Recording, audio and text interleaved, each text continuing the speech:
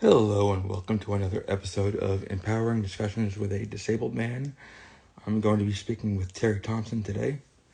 Terry is a motivational speaker.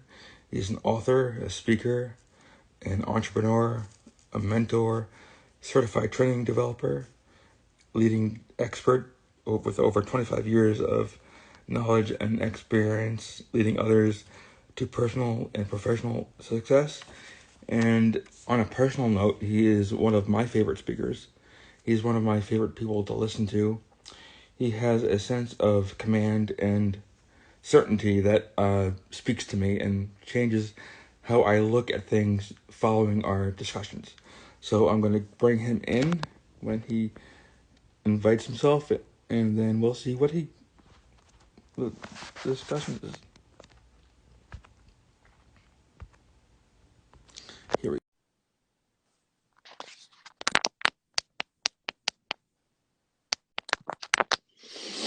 go. Hello, sir. Michael, how's it going, man? Good. How you doing? I'm doing absolutely fantastic. I just wanted to first and foremost say thank you very much for the opportunity to come on here, have a chat with you, and I'm truly excited to have this conversation. Me too. Yeah, I've been looking forward to this. Yeah, so what do you want to talk about, man? You want me to ask you questions? You want to No, ask me some questions? You got some things in mind here? What are we going? I wanted to ask you, do you want to ask me questions about my disability or my life, or do you want to tell me a story about how disability has affected your life, or both? We can do either. I think it would be great if we did both. Okay, I'd actually prefer to do both. Yeah. So one of the things that I often see within the disability world is the misconception that disabled people are incapable of doing specific things, and I believe that that's further from the truth. So, what has been your experience with people having, doubt about you and your abilities, and how have you proven them wrong? Well, it's funny. When I was born, I was 1978. And a lot less was known about my disability. The Hmm. doctor told my mother that I would probably never walk, talk, feed myself, dress myself, and I should probably be institutionalized. So right there, I've proven him wrong in every level. Hmm. And as I've gotten older, people who meet me automatically assume I can't do things. One of the things that bothers me most, well, actually, the thing that bothers me most, is when I'm with my wife or a friend out in public and I ask a person a question and they'll answer the person I'm with rather than me because they think I can't like talk to them, respond to them, or have a conversation about what's going on or what the answer is. And that dismissal of me bothers me. I think Hmm. they miscalculate or have a lot of misconceptions about what I can do, and it's just it just bothers me that they um, don't think of me as a valuable member of society who can make changes, or decide for themselves, or do things for themselves, and that is still bothers me today. Hmm. And how do you have you ever found yourself in a situation to where someone has doubted you and you just absolutely just proved them wrong? Like I would love to hear one of your stories on how someone, doubted you. It's like, oh, you can't do that, or oh, this, whatever the case would be, and you just 100% flipped the script on them. It was like, look, I'm going to show you. Watch this. Have you ever done that? I don't know if they thought I couldn't do it, but a couple things that I'm proud of that I've done. I graduated high school. I Mm. graduated college. Um, when I was a kid, I used to race wheelchairs, and I have 57 medals. 42 of them are gold. 13 are silver, and a few bronze. But those are the three of the things I'm most proud of that I don't think people knew I could do, or Mhm. I was going to do. They didn't actually come out and tell me that I couldn't do that, but I know that I proved some people wrong. Hmm. And the number one person that you should prove right is yourself.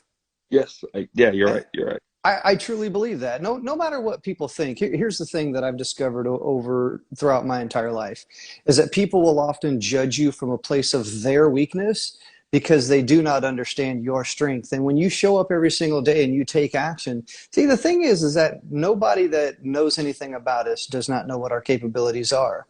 They often look at us and judge us from their weaknesses, what Mhm. they see, and it's Yeah, from their experience.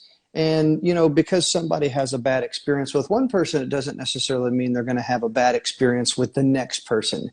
It's one of those things to where you start to categorize people. Everybody gets into these categories. It's like, oh, you're disabled. You are not able to do certain things. But yeah, you are able to do a lot of things. It's a matter of trying to find the light, the bright, the things that you can do. And that takes a special gift, a special person to be able to see in others what they do not see within themselves. And it's yeah, one of those things to where you really have to be able to take a step back and step away from yourself for just a moment to be able to see that. So, Michael, when I see you, brother, man, I see the things that you are able to do, the things that you are capable of doing. You have a story, you have a message, you have knowledge, you have skills, you have experience that can show other people that, man, look, if I can do this, you can do that. And I know you and I, we've been working together on your book and we've been working together on some things. I'm truly excited for you and the things that you are working on. You are going to motivate, inspire. More importantly, you're going to empower other people that do not have a voice with your voice, through your voice. And for that, man, I'm excited for you and I'm grateful for you. thank you. I appreciate that. Awesome, man. So that was really the only questions that I have. What questions you got for me? Um, well, just tell everybody a little about your background as far as Yeah. your entrepreneurship and your being an author. I'm really curious about that because I know you've written a number of books. Yeah. Started it. So it first started off as blog posts. Hmm. I'm a writer, and you and I have connected on that about being a writer. If you're a write, you write. If you're an athlete, you play sports, you do different things. So for me, when I was growing up, I was always an athlete. Hmm. And it eventually got to the point to where I got injured and I could no longer play sports. And I really didn't have nowhere to go, nothing to do. I was like, man, I don't really have any knowledge. I don't really have any skills. All I ever knew how to do was play sports. All I ever knew how to do was play baseball, basketball. I played golf. I played tennis, volleyball, all these different things. And it was like, man, once I had my career ending injury, it was one of those things to where I didn't really have nowhere else to go. So that's when I joined the military. And when I joined the military, I gained a lot of knowledge, a lot of skills, a lot of experience, met a lot of fantastic people. And throughout that entire time, what I started doing is I started taking notes. I started writing down ideas. I started writing down things from all these great people that I was surrounded by all of the time. Because Hmm. being in the military, it's one of those things that you're going to meet some great leaders, some great people that have fantastic minds. And I'm telling you, if you want to really meet a resourceful person, meet a soldier that has been told to do a task that they don't want to do. They will be resourceful in how to accomplish those tasks. Yeah. And I remember in my younger days as a soldier, I got asked to do quite a few things that I really didn't want to do, but I had to be resourceful because you know what? It was going to get done no matter what. Yeah. And I couldn't say no, so I had to be resourceful. So over those years, I always made sure that I took down a lot of those golden nuggets. It was like, man, this guy said something absolutely fantastic. And I wrote that down. I took those notes and then I kind of modified it, tweaked it, changed it just a little bit, paraphrased it a little bit, kind of made it my own. Mhm. And as I started progressing throughout my military career, I started developing my own voice. I started developing my own stories. I started creating all these different, ideas and thoughts and concepts. And that started going into blog posts. So years ago, before I knew how to publish a book, I knew how to make a blog. I knew how to write a blog. I knew how to do these things. So I took all of those ideas and I turned them into blog posts. Yeah. Well, one day back in 2013, I had an old Army buddy of mine. He called me up on the phone Christmas Day. I'll never forget it. Christmas Day. This guy was so excited. He was like, Terry, man, I just published a book. Man, this is awesome. Go to Amazon. Go look at it. And I was like, wait, what? What are you talking about, man? So he was like, no, here, I'll send you the link. Go look at this. And lo and behold, I go over to Amazon, and here it is, one of my best friends in the world. He had a book published on Amazon. Mm-hmm. I'm like, man, that is cool. How did you do that? Kind of a thing. So we got on a call real quick and he kind of showed me the process. And it was like, man, this is what I did. You go here, you go do that. You create this document, you upload it, you create a book cover. And all of it was just like, whoa.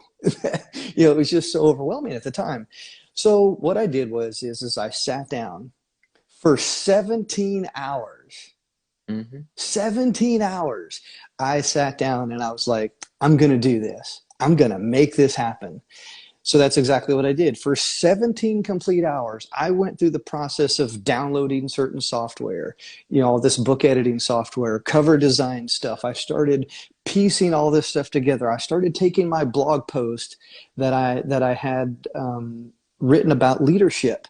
And I was like, man, this stuff would make a great book, but it needs to have a different order, a different context. It needs to have a different flow than just a blog post. So that's what I did. I sat down and I was like, okay, I want to write about leadership because that's what I'm good at. Yeah. And I wrote an acronym. So if you know anything about the military, the military is all about acronyms. Yeah. So I was like, and I'm no different. So I was like, okay, I want to write about leadership. So what I did is I took the word leadership and I took each one of those letters and I was like, okay, I'm going to write a concept, a thought, an idea about those words and what they mean to me in the context of leadership. And that's exactly what it is that I did. So I took that idea, that concept, that initial motivation, inspiration, and wrote my very first book, which was called Leadership Solved. And within that book right there, so once again, 17 hours, I did some modifying, I did some editing, I did some re-editing. I couldn't get it figured out right. How does it look on a Kindle? How does it look on paperback? How does it look on this device? And it drove me nuts. Eventually, I got to the point where I was like, you know what? This is good enough. It's going. I'm hitting publish. I'm going live. And when I published that book, I was so excited. I was super excited. I was like, buy my book. Go buy my book. I got a book. You need to go buy my book. Go get this book. And that's exactly what I did. I was so excited. I wanted to share it with the entire world. I wanted to share it with everybody. And then that's when I took to Facebook at the time. I was like, I'm going to get on Facebook. I'm going to get on Twitter. I'm going to call all of my friends and family up and be like, I got a book. Go here, go there. I was excited and trying to get everybody else excited about it as well too. And that first book did pretty well. It became a bestseller at the time, an international, believe it or not, that book became an international bestseller. And Oh, wow. I've sold more books of that in the UK than I have in the US. I had another book called What It Takes to Become a Mentor right now. Once again, same thing. It became an international bestseller in the UK before it became a bestseller in the US. And I always found that to be kind of interesting, to be kind of strange that a book would become a bestseller in the UK before it would be in the US, because I'm a US author and I'm sharing it with US, but more people in the UK resonated with that at the time. And as I was sharing across social media, so I always found that intriguing and found that interesting. And I had some good friends of mine that bought multiple copies of that original book, Leadership Solved, and shared it out in book groups. So getting people behind it, the message, taking those lessons that was in that particular book and having reading groups around it, that was truly powerful. That helped me increase those initial sales, is getting people buy 10, 15, 20 copies and have a reading group about it. And then what I would do is I would kind of show up and we would talk about it. I would be like a guest speaker, so to speak, kind of a thing. And I would talk about the book, ask questions, answer questions, so on and so forth. And it would be like giving a quick little master class on leadership. Mm-hmm. So, that was back in 2013. Fast forward, now I've written multiple books, and now I'm talking about those books. And here's what I look at books as: I look at books as a tool, it's a resource, it's a conversation, Yeah. and it's a call to action, because I've got bigger things that I'm working on now. Now I've got not only ebooks, I've got audiobooks, I've got courses, I've got work with me type stuff, to where you work with me, I work with you, and coaching programs, mentoring programs. So it all started with the idea of a book, of I can do this. And then I expanded it all the way to the point of work with me, work with you type stuff. So hopefully that was valuable in my process, my journey from Yeah. idea to what it is that I'm doing now. It's interesting to know. I didn't know any of that. Uh-huh. What what was your injury in sports? I'm just curious. So I was a baseball player, Okay. and I got injured playing basketball. It's Yeah. one of those things. It was a ridiculous freaking injury, right? So here I am, I'm playing basketball, and I go up for a shot, and the guy pushes me from behind. Well, we're playing street ball, so it's a metal pole. So I got my arm up, and as the guy pushes me, I get right here in my armpit. I get hung up on the pole with a piece of metal that was hanging out from it, right here in my armpit, and it ripped all the way at my arm. So I got kind of gaffed, so to speak. I Hmm. like hung out to dry like a piece of meat on a piece of metal on a pole. So Wow. with me being a pitcher, it was one of those things. It was career ending. It went through all the muscles, tore the muscle in my armpit and my arm and everything, and I was not able to throw the ball the same way again. Yeah. And when you go from throwing a baseball 92 miles an hour down to about 80, that's a huge difference. Yeah. Yeah. Especially at the professional level. And, Hmm. and it's one of those things to where I just never could gain the strength back. I never could gain the flexibility back. Hmm. And I was like, I'm done. I can't play no more. So when I walked away from sports, I went into the military. Now, here's the interesting thing about the military. When I was in the military, you have to do push-ups, sit-ups, 2 mile run. Well, I never could quite do push-ups really good because of that injury within my arm, and it affected the way that I held my arm, and I always had to alter the way that I do push-ups. Well, that affected me over the years, and now I Hmm. have arthritis in my shoulders. I've had some knee injuries. I got some foot injuries. I've got PTSD from combat related type stuff. Hmm. So there's a lot of different things. So I actually am. I'm a 100% disabled combat veteran. Hmm. Yeah. That's what I was going to lead into and ask you. How Hmm. has disability affected your life? A lot. So it's one of those things that my mind and my body don't really work the same. My mind is telling me go do one thing, and my body is telling me no, you ain't doing that. Yeah. kind of a thing. So I have to be Hmm. careful with what I do. And even though, yeah, I can jump up and down, I can do all these things because I get excited. The adrenaline gets flowing, and I'm just like, yeah, let's go do this kind of Hmm. a thing. And trust me when I tell you that I pay the price for that later. Yeah. So when the camera goes off and I'm like, oh my God, I shouldn't have done that. That hurts like hell, kind of a thing. And now I'm over here in the corner in the fetal position, laying on my beanbag for 2 hours or Hmm. 3 hours because I'm in a lot of pain. Yeah.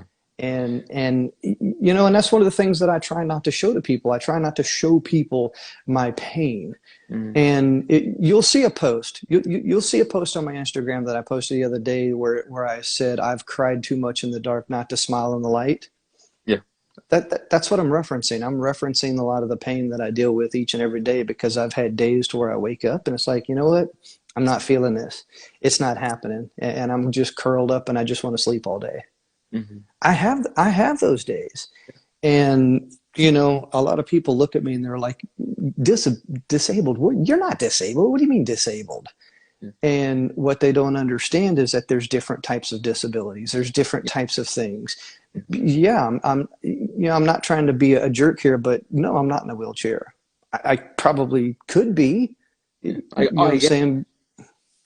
I get it. But it's one of those things that it's one of those things that I used to self-medicate a lot, a Hmm. lot. And it came in the form of alcohol. It came in the form of pills. It came Medicaid, not drugs, but I'm talking about Motrin. That's the drug of choice for the military is Motrin. So you go to sit call in the military, they're going to give you Motrin. They're going to be like, take Motrin, drink water, go do PT. It's one of those things. If you got a headache, go do PT. Your arm hurts, go run 4 miles. You're struggling to have a bad day, drink water. That's kind of the running joke within the military. But it's one of those things that, I did that for 24 years. Mm-hmm. And now that I've been retired for 4 years, now my body's paying the price. Now I'm 50 years old. Now I'm paying the price for a lot of that. Now I'm having those pains. Now I'm having that struggle. Now I'm experiencing all of the things that I didn't look at back then. I didn't consider, I didn't think about it. It was like, we're running 10 miles. Hell yeah, let's go run this freaking 10 miles. Let's go. I'm at the front and I'm hooting, hollering, howling at the wind and yelling at everybody. Yeah. And, and that's just what it was. And now I'm paying the price for that. And it sucks. It truly does. Like I said, I have those days I just don't want to be awake. I've raced wheelchairs, and I used to also do like miles on a hand bike. Mm-hmm. That I was go around. I've done 20 miles on the track, but it takes a while, but it's fun. Mm-hmm. Now, when people look at you and don't think you're disabled, mm-hmm. how does that make you feel, or how do you explain to the people what you've been through or why you're disabled? Because I know a lot who think that and don't realize what other people go through, and they judge them. Mm-hmm. Well, the thing is here's the way that I look at it. You want my honest answer? I really don't have to explain nothing to nobody. I really don't. If people don't understand that once again, I don't owe an explanation. But at the opposite end of that spectrum, I think that, when you tell someone that you're a veteran, you've been to combat, you've done this, you've done that. And so one of my buddies is here, $1 million dude right there. He's actually one of my old soldiers, and we've been friends for years. And so he can relate to a lot of the things that I'm talking about. And I appreciate you though, man, saying I don't look 50. Believe me when I tell you that I look a lot younger than some of my peers that are the same age as me. I get it all the time. I wouldn't have guessed. Well, I mean, I take care of myself sometimes. It's one of those things. But no, when people look at me, they say, "Oh, you're not disabled. What, you're disabled? What are you talking about?" And it's like, yeah, it's like I've got severe arthritis in my entire body. Like everything hurts from, I used to have severe migraine headaches, and it's one of those things that I don't have that much anymore because I learned how to take better care of myself. And it was one of those things to where I was dehydrated all the time. The military always tells you to drink water. And I do. It's one of those things where I drink water. I was like, I don't get it. I'm drinking water. I'm doing this. But I'm also taking a lot of Motrin and drinking a lot of coffee and doing a lot of bad stuff on top of that. Mm-hmm. Energy drinks. Like you can ask any soldier and they'll tell you like energy drinks is like the coffee of the soldier right there. You will see Red Bulls. It's like Red Bulls and cigarettes. And that's breakfast. That's the breakfast of champions sometimes. And it's one of those things to where I used to load up on, the giant Red Bulls, those really big ones. I used to drink like 3 of those a day, the really big ones. And, and when we were deployed, we used to get these things called Rippets. They're energy drinks, but they're in a little smaller can. I would drink like 12 to 15 of those things a day in Iraq. Oh, wow. Where it's like 120 degrees, 130, 140 degrees outside. And I would drink 12 to 15 of those things a day. That's wow. I've never had that. And, and that was part of not taking care of myself. That's the reason why I had migraine headaches. That was the reason why, I had trouble sleeping. That was the reason why I had all these things. So here, kind of fast forward a little bit, I had to learn how to take care of myself. I had to learn how to shut it off at night and go to bed at a certain time. I had to learn how to not drink coffee and drink water. I had to learn how to, do certain things. Now, I still have bad habits. I still have some things that I'm working on, and there's still a work in progress. I'll admit that. I'm completely vulnerable and transparent within that. I still have some things that I'm working on. But it's a matter of learning how to take care of yourself, learning the signs that your body is giving you, like, ooh, that hurts. I can't do that. But what can I do? It's not a matter of just quitting or giving up. It's like, what can I do? I know I need to work out. It's like, okay, well, I can't lift weights this way, but can I lift weights this way? It's a matter of, once again, modifying, tweaking, changing. What can you do? Mm-hmm. Yeah. Because we're so bent on the things that we can't do that we don't focus on the things that we can do. Yeah, I get that. So when people look at me and they say, "Oh, you're not disabled. What's wrong with you?" Look, man, I've fallen off the top of a building in Iraq. Okay, I landed back and butt first. That hurt. Damn near knocked my frickin' spine up into my throat. Yeah. When that happened, and when I took off all of my gear, I had this bruise on the running down the entire part of my back. Mm-hmm. You know, and when you fall off the top of a building and you hit a brick wall and then you hit the cement ground, that's no fun. I'm surprised. Paralyzed. That's crazy. Yeah. Well, I think it was the double hit that really kind of softened the ultimate impact. Mm-hmm. Okay. And you know, and not only that, running with rucksacks, because we used to do ruck marches all the time. So imagine doing 10-mile, 12-mile, 15-mile, ultimately 26-mile ruck march Mm-hmm. with 30, 40, 50 pounds on your back. That takes a toll on your knees and your feet. So my knees hurt all the time. My feet hurt all the time. I've got my ankles, like right now, I'm wearing flip-flops. I wear flip-flops all day long so that my feet can breathe. Otherwise, if I got socks and shoes on, my feet will swell up so bad that they hurt even worse. Yeah, I need to buy me some flip-flops. So. Yeah. So that's just, you know, a couple of the things that when it comes to like PTSD, for example, I won't go into great detail with that, but yeah, you know, I've been shot at in combat. I've had rockets land near me. I've lost soldiers in combat and had to tell family members, you know, hey, your loved one, you know, was just killed in a rocket attack. So there's a degree of PTSD there within a lot of different things. Yeah. And man, I here's the thing. I put coping mechanisms into place so that I don't think about the injuries. I put coping mechanisms into place so I don't think about the things that I witnessed, seen, you know, heard, whatever the case may be. Mm-hmm. And I think when you have certain things that really divert your mind and your attention, your focus onto different things, that allows you to stay focused on what's important in your life. Because here's the thing. I'm not back in Iraq, so I don't have to focus on that. I'm not experiencing some of the things that I've experienced in the past. So I try not to focus on that. I focus on what's here, what's now, what am I doing, and what am I doing tomorrow? Yeah. It's funny.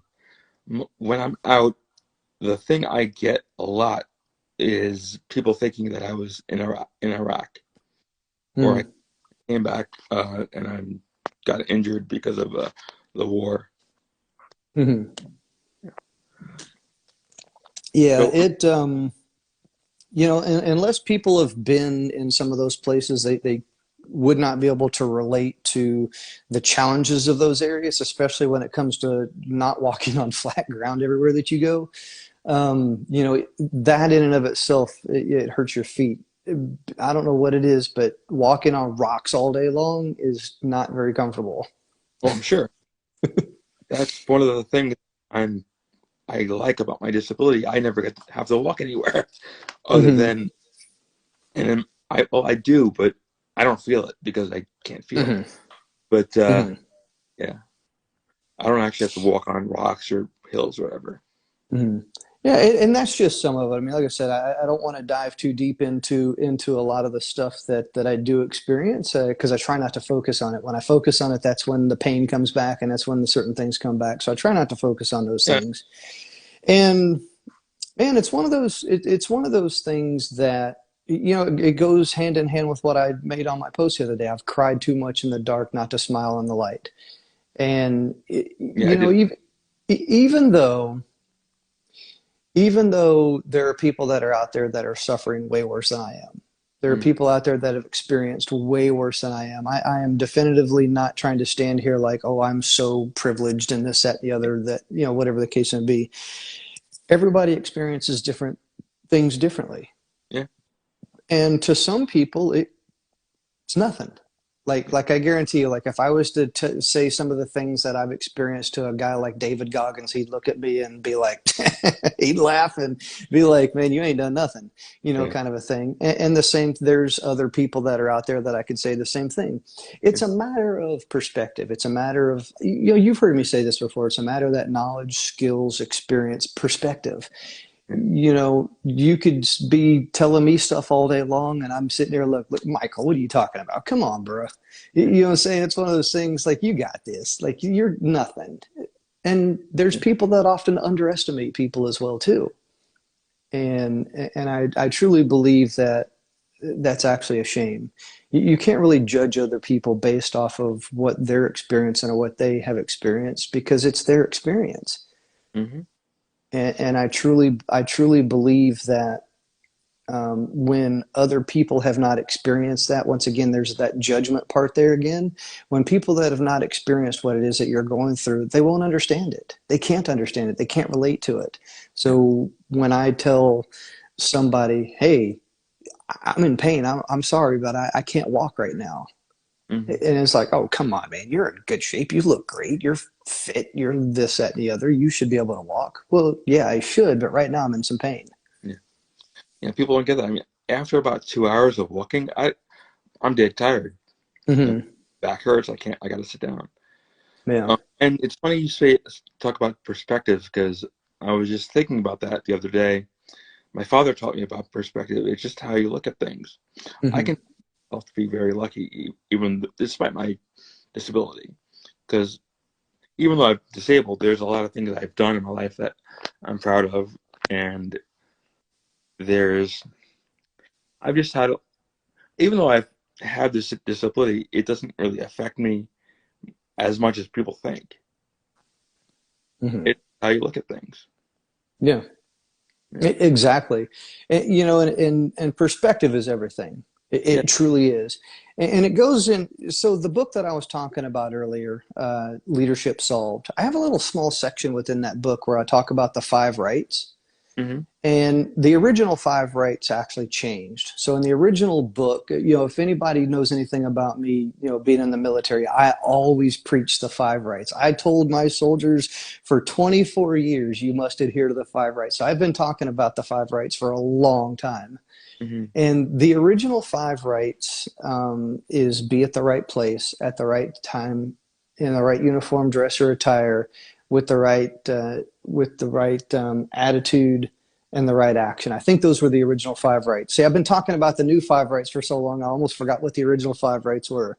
But now the new five rights, and I'm actually in the process of writing another book, and I'm in the process of writing a book called The Five Rights. So I got so much feedback about the five rights over the years that I decided now is the time for me to start writing its own book, The Five Rights.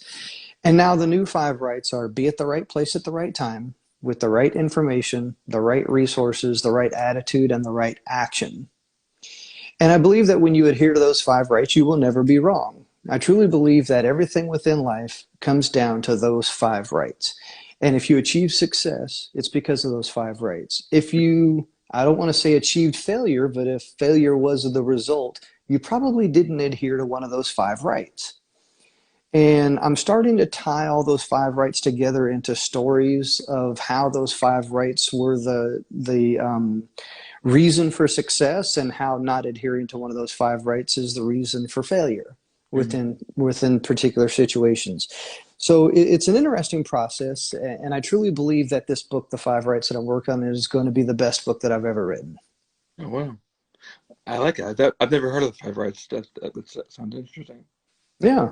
I mean, look at it. Look at anything within life. Anything that you can experience within life, it comes down to really five things. And you can categorize a lot of different things within those five things. So think of those five rights as like your major category, and there's subcategories that can fit somewhere within those five rights. Be at the right place at the right time, with the right information, the right resources, the right attitude, and the right action.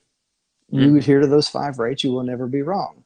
So, like right now, be at the right place at the right time. You and I are at the right place at the right time. We're having a good conversation. We're sharing knowledge. We're sharing experience. We're doing our thing, so to speak. That's right place, right time. We're giving information, and from that information, people are able to take that information and they're able to extract the gold from that, the nuggets from that, and they're able to do what it is that they want to do with it. Because, people can take action, but results may vary. Mm-hmm. And that can affect your attitude. So it's one of those things how all of it ties together. So you got the right resources. Resources could be anything. It's not necessarily just money. Resources could be people. It could be equipment. It could be anything. Resources are all over the place. It's a very wide area right there. Then you got information. You got information. Information is one of those things that I'm going to kind of backpedal back into information. Information is everywhere, but having information without the knowledge or the wisdom to use the information at the right place and right time is useless. You can have information, but how you use that is really important. And I truly believe that people misconstrue information. So I wanted to make that point. All right, moving forward, got resources. After that, you got attitude. Think about attitude. Attitude is one of those things. And I guarantee you, I don't know if $1 Million Dude is still here or not. And he can attest to this. Imagine if I told you to do something. Michael, I want you to go do BAM, whatever BAM may be.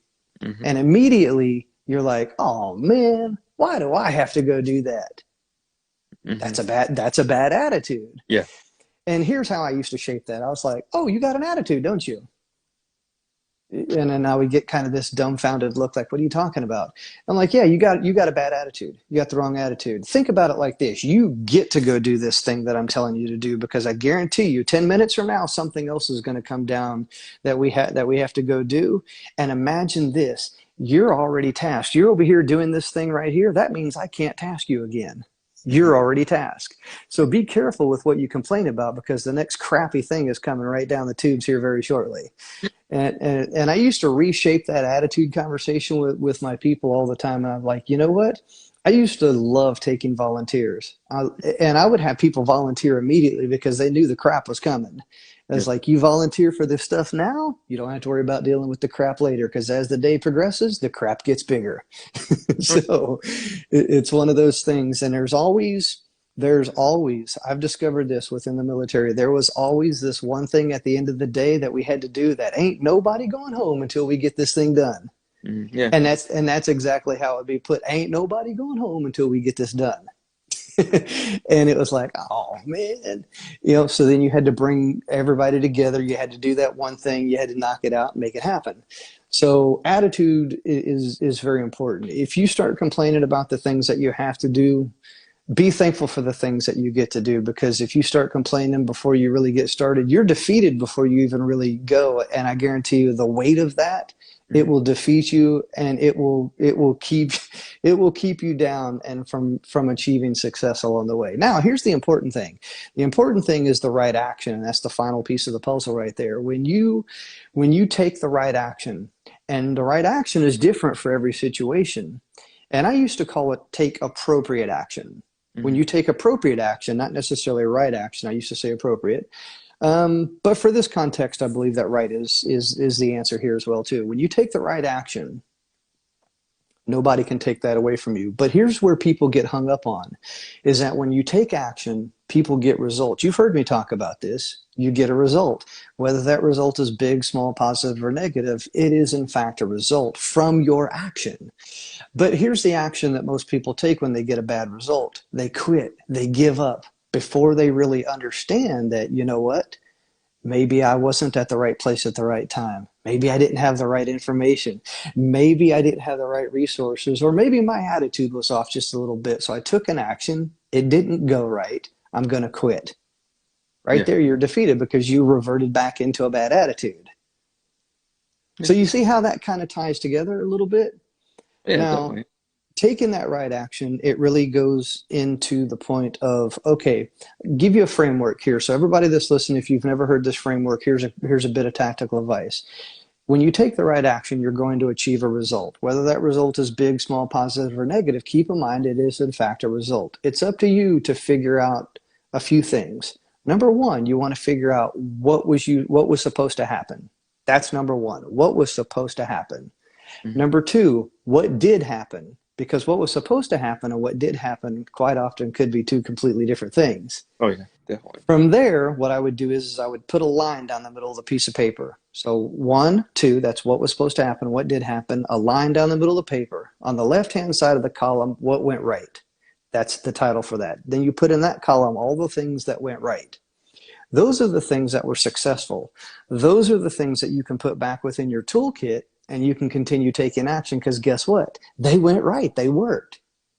Mm-hmm. On the right-hand side of the paper, now here's what I used to say. I used to say what went wrong. I don't believe in that anymore. Now I say what needs improvement. Because what needs improvement is something you can still work on. Yeah. And then from that point, here's what you can do. You can take a look at those things that needs improvement, modify, tweak, or change, continue taking action, repeat that process until you get everything over into the what went right category. From that point, those are your tools. Those are what goes in your toolkit. And each and every time that you come across a situation or scenario of what was supposed to happen, you have the right tools for the right job to take the right action. So there's the 5 rights kind of at work right there. A little small short example of how you can use the 5 rights within anything that you do within your life or your business. That's awesome. That's awesome. I love it's perspective. The wording of I have to versus I get to me is very powerful. Yes. And then if you take it one step further and you say I must. Yeah. That's even more powerful because there's those things to where I have to. You're defeated before you get started. Oh man, I have to do that? Well, yeah, you do. Mm-hmm. Kind of a thing. And it's like, oh man, I get to do that. I am excited. I get to do that. Whereas you say, you know what? I must do that. I must do this thing. Think to yourself how much more powerful that word sounds. I must versus I get. Mm-hmm. I get. That's expressing gratitude. I'm grateful that I get to do this thing. But when you shift those words within your mind just a little bit and you say, you know what? I must do this. This must get done. Mm-hmm. Let me share something with you. Glenn Lundy, he amazing dude. I discovered him on Clubhouse. I'd never heard of the guy before Clubhouse. Mm-hmm. And he runs a room, Breakfast with Champions. Talks with Grant Cardone. He's a big player. He's one of the big guys up there. You know what I'm saying? He's rubbing elbows with a lot of big people.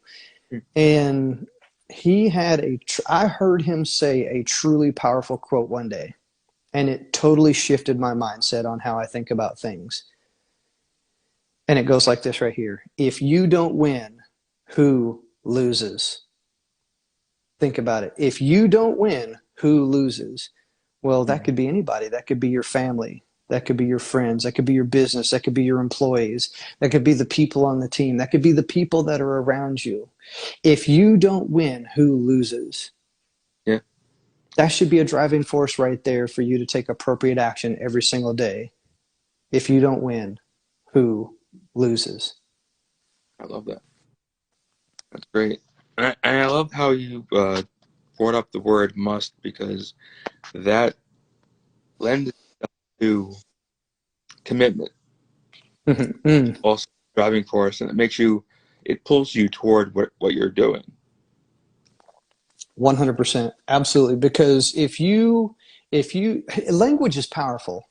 It really is. Language is powerful. The words that we use and the words that we tell ourselves each and every day is powerful because the same words that can drive you into taking action, those words can also stop you completely within your tracks. And it's a never-ending battle right up here within your mind. And sometimes it's just that small tweak, that small little modification of a word that you're using that will be the driving force of whether you take action or not, whether you stop or not, whether you achieve something or not, whether you even get started or not.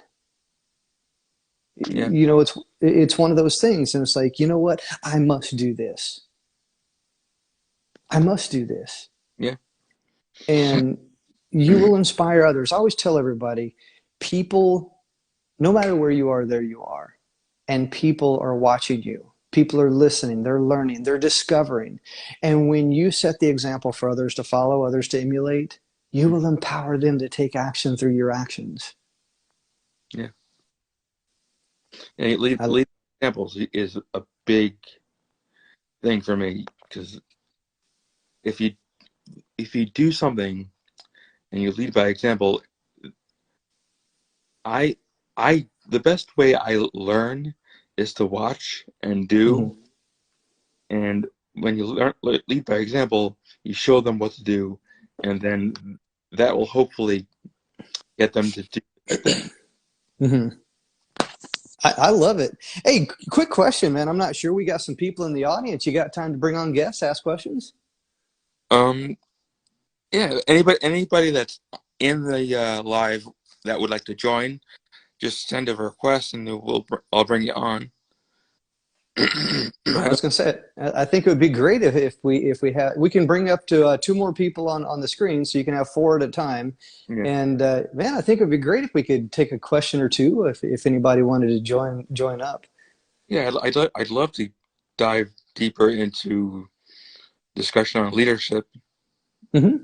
Right. Yeah. So leadership is definitely one of those things that we definitively need. I think with the advent of social media, we've fallen into what I call the likership economy, where we really need a leadership economy. And we need leadership now more than ever. But unfortunately, there are a lot of people out there that are more worried about likership than they are leadership. And that's, I'm writing about that within my book, The Five Rights, as well too, likership versus leadership. And I've even considered writing a book just by itself called The Likership Economy. What is likership?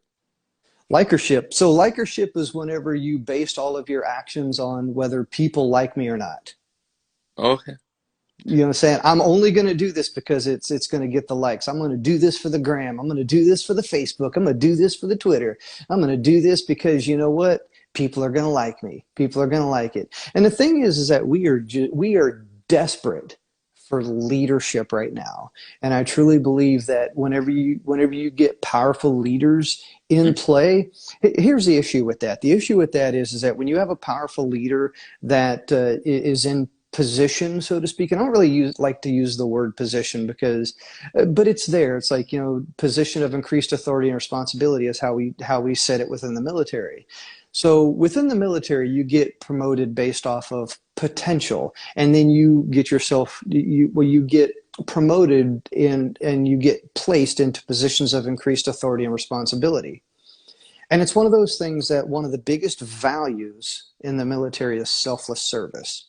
If you think of yourself less, you can serve others more. And I truly believe that. When you can serve yourself less, you can serve others more. And so many people are worried about themselves that they cannot think outside of themselves because they want to be liked, they want to be loved, they want to be known, they want to be famous, they want to go viral, they want to do all these different things when they've forgotten the number one aspect of being a leader, and that is to serve other people. Yeah. Yeah. People don't realize how important it is to help other people, or pull up, like, bring other people up and change their lives, because the more you help other people, the more you change other people, it makes you feel better. I've always said, when you help everybody, everybody wins. Mm-hmm. I agree with that. And that's teamwork. That's teamwork right there. And here's the thing. Here's one of the biggest things that I've discovered is that we have a definitive lack of leadership. We have a lot of managers that out there that they couldn't manage themselves out of a box if they tried to. And unfortunately, these managers they find themselves in positions of increased authority and responsibility, and they hide in their office with the lights turned off, sitting in a recliner, not answering the door, or providing purpose, motivation, or direction to people that put their faith and trust in them as the leader to get them in the direction, or at least lead them in the directions that the team must go. Mhm. And that's the reason why we have a definitive lack of leadership out there. And and it's all about likership. It's like, well, it's like an old joke. You will respect my authority.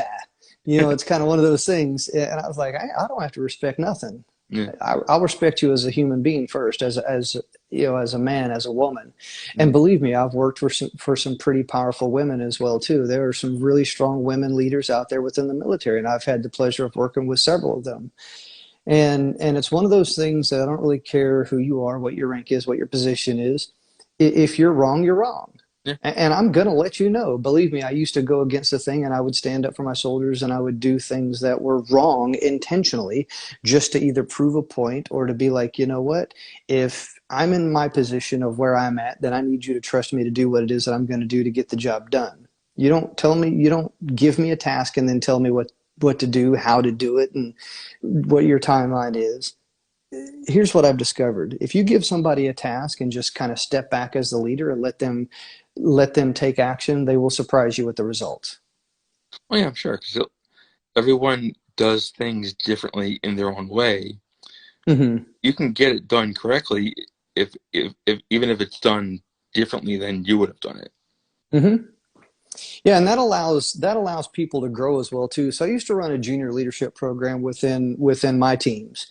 And what I would do is I would always take a step back and I Mm. would be like, you know what? I work for you. You're in charge. You tell me what to do. Now I'm going to caveat that and let you know that you need to understand I'm still in charge and what comes around goes around. So I'm working for you, but it's for growth purposes, for counseling purposes, for leadership development purposes.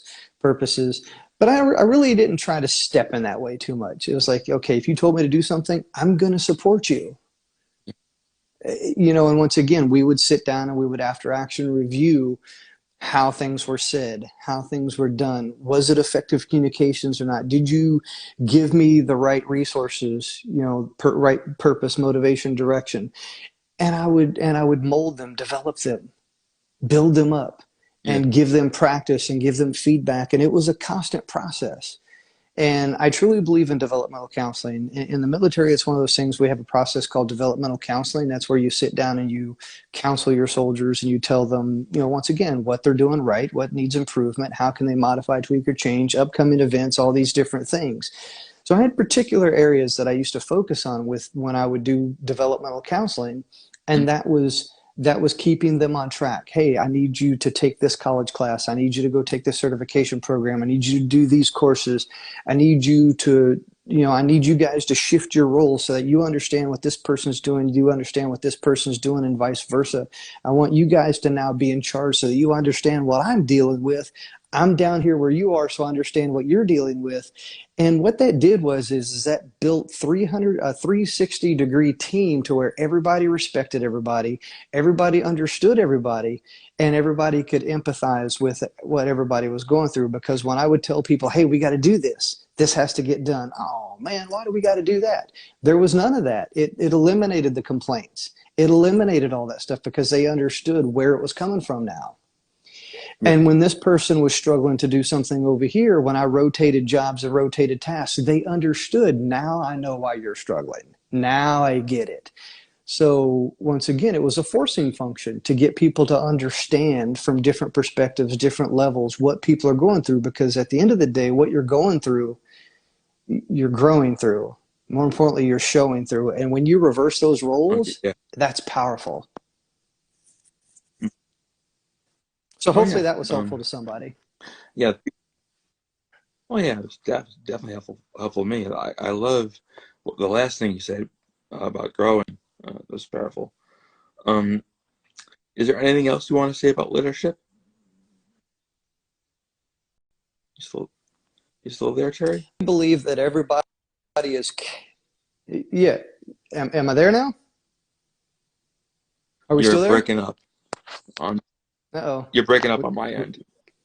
Yeah, you was breaking up a little bit on my end as well too. So I don't know. We both might have a bad connection. I'm not sure.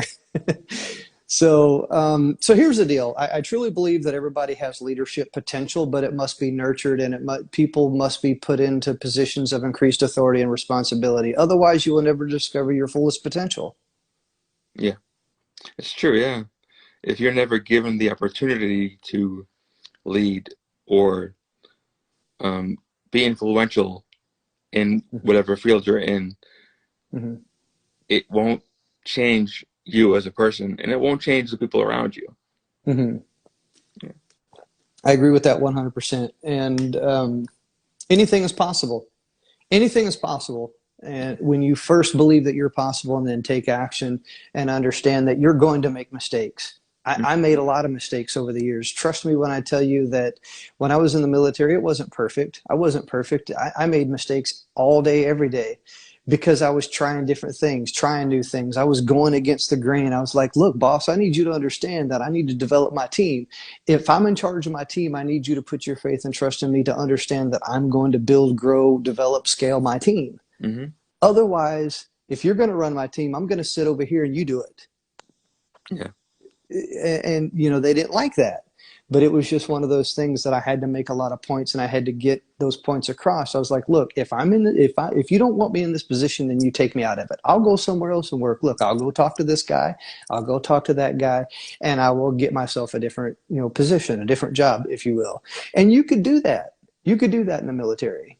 It was one of those things that it was easy. If I wanted to go work over here, I could. If I wanted to go work over there, I could. It was a conversation away. Really, I wouldn't have thought it was that easy. I was like, Mm-hmm. I felt like you were just put where you were told to go. Until you discover that your voice is powerful, yeah, there's a lot of people that are like that because Mm-hmm. they're going to do what they're told. Mm-hmm. And it's one of those things that, don't get me wrong, when I was told to shut up and color, so to speak, it was like, no, you will do this. You shut up and color, Terry. Well, I wasn't called Terry when I was in the military, but I had my rank and my last name. But it's one of those things that there are those moments where it's just shut up and color. Yeah. And I just shut up and color. And I've been told to do that on multiple occasions. And when I knew that, when I got to a point where it was like, okay, I just need to shut up and color, got it. I just shut up and colored. Mm-hmm. And I knew how far I could push certain boundaries with certain people. And it was one of those things that pushed them to be a better leader. Okay. And that's what I loved. Believe me, I had soldiers that pushed me to be a better leader. And that's one of the things that I loved about it, is that when you've got this constant push and pull going on at multiple levels, it will drive you to be the best that you can be. Believe me, I had soldiers that worked for me that were better than me, and I loved it because it pushed me to be better. And I failed many times. I failed many times. But you were better than me. Got it. Thank you for pushing me as far as I could go at that particular moment. But you're better than me. Congratulations. Hats off. Here's your reward. Because a lot of people, if they're better than you, that would make you not work as hard or like feel bad about what you're doing. No, not at all, because I was full of hot air. So it was one of those things that if you were better than me, I was going to talk all kinds of smack. I was going to run circles around you and talk about you and try to beat you any way that I could. And you had to work for that. And I would still get beat. Mm-hmm. But I would also have my days where I got my punches in, and I had those days to where I beat you. And it was one of those things. I like, oh, you ain't going to let this old dog beat you, are you? And it was one of those things. It was competition. It was healthy competition until I got to a point to where the competition was no longer healthy. Mm-hmm. And that's when I ultimately, retired. I stepped away from it. I was like, I got to move on. I got to go away. Mm-hmm. And unfortunately, there's people that don't understand what healthy competition is, and people that I guess are picking on them. I don't know. Yeah. A lot of people in that situation sadly give up and don't have that drive to compete. Yes. Which I see it all the time. I see it all the time. I had somebody ask me one time, it was like, why are you so aggressive? And I was like, well, why are you not aggressive? Yeah. You know what I'm saying? I said, two can play that game. Yeah. I need to be more aggressive and more exciting, I think, in my... Not exciting. You used the wrong word there. Excited. Excited, yeah. Yeah, that's what I meant. You need to get excited about the things that you're doing. That goes hand in hand with what it was that I was talking about to you the other day. It was like, if you're not excited, how can you expect other people to get excited about what it is that you're doing? If you're writing a book, man, that's the best book ever. You need to read this book. I'm telling you, you have to have, you get excited about it. And it's one of those things that when you're excited, you will genuinely get other people excited about it. I've got a good friend here in the audience, Ellen, and she works with a lady named Melvina. And I was in a conversation the other day about, sharing that story. That story must be told. And that's the, combat related PTSD, the Willy Gray story. And I've got that book right here. It's Combat Related PTSD, the Willy Gray story. Truly phenomenal book. So I met Melvina Gray years ago on a military installation, and it's one of those things to where it's a truly phenomenal story, and you have to be excited about that story. And and there are certain messages that you can message, that you could get a message out to people, and it might not necessarily be directly related. It's one of those things to where I love paraphrasing. I love paraphrasing things, and stories relate to people in a certain way, whether it's about PTSD, whether it's about disability, whether it's about leadership, whether it's about anything that you want within the world. Those stories must get out there. Those ideas, those thoughts, those concepts, those things must get out there. So that way it can resonate with people with where they are. So like you and I having a conversation, we are truly sharing things from our perspective, and it will resonate with somebody. Yeah, I think so. Yeah, definitely. Yeah. So what else? I guess nobody wanted to come on, man. I No, don't know. I guess they're all shy. no, they didn't. Okay, no worries. 5 last questions for you, if you don't mind. Sure, absolutely, 100, man. Let's get it. Okay. What one thing in life would you eliminate for yourself or someone else that you love? What is one thing that I would eliminate for myself or someone that I love? Eliminate from life. I would say, procrastination. Okay. I still struggle with procrastination, and so do other people. And it's one of those things to where I have a system in place to where I get to the bottom line up front of things. That's why I created my bottom line up front planner here behind me right there. So it helps me get to the most important things, but I still procrastinate through all of the other things to get to that most important thing sometimes. So for me, if there's one thing that I would love to eliminate from my life and the life of other people, I would say it's procrastination. Okay. That's a good one. I would, that wouldn't be mine, but I do suffer. I do have that, so I want to get rid of it for myself. One of the things. What one thing in life makes you, what thing like make you think about the image or you see makes you smile? My family. That's a good one. Yeah. My family, and saying their name. It's a photographer's trick. So let me put that into perspective. Anytime that you want to smile, say one of your family members' name. Like if I said my wife's name or my kid's name, I would smile immediately. It's a photographer's trick. I've never heard that, but that's an awesome trick. Yeah. So for example, if you said your wife's name, would that would make you smile, right? Oh yeah, definitely. Yeah. She's my best friend. Yeah. Even thinking about her, I smile. Yeah. Absolutely. That's the reason why I said family. Yeah. That's a good one. What's your happy place? Wherever I'm at. That's interesting. Wherever I'm at, because here's the reason why I say that, because no matter where you are, there you are, and if you're not happy with the place that you're at, change the environment, change your mind, change your environment, because so many people are unhappy with where they are when they don't even understand that it's a privilege to be where they are. I love that answer. Mm-hmm. That's awesome. I never thought about that. That's awesome. I love that. Mm-hmm. What message would you want to share with the world? You are enough. That's a good one too. I like that. You are enough, because in a world where so much negativity is happening out there within the world, so many people doubt themselves, that they need to truly understand that they are enough. Yeah.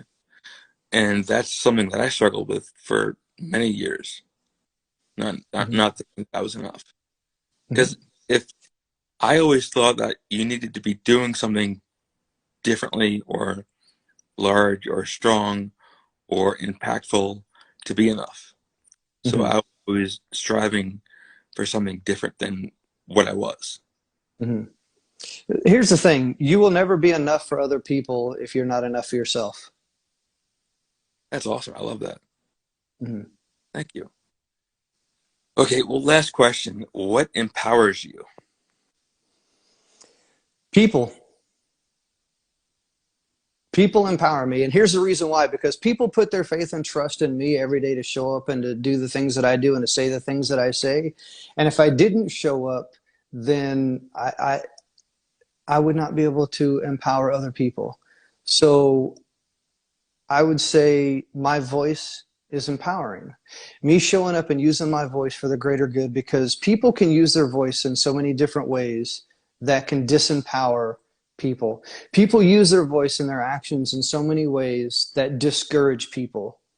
When Hmm. each and every day we have the ability to use our words more wisely to empower other people. So for me, it's my voice, and it's people, because without me, without people, nothing's possible, man. Oh, that was great. Oh, thank you very much for coming on and doing this for me.